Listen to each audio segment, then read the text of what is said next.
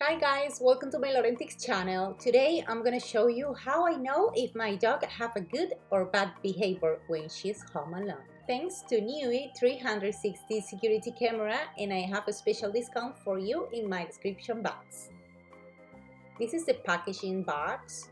Inside the instruction booklet comes. Other small packages come in this small box. This is the security camera in black color. This is the wire, plug. This circular and screws is to place your camera on the ceiling. Now I will put the cable in the plug in the camera. Please read the manual and download the app to your phone and just follow the instructions. I will remove the safety sticker from the lens. I'm gonna plug in the camera and it starts to work. Just open the app and follow the steps that indicates.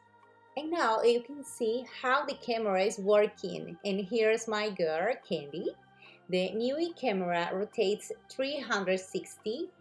And if you put the camera in the middle of your living room, you can see the whole space. You can also put your security camera in the kitchen, in your bedroom, in the garden of your house, at the front or back door, and you can watch your dog while you are away from home. You can listen to your dog if he's barking or crying. You can also talk to him anytime from the app, and also you can record and take photos and have evidence with a date and time of the behavior of your dog.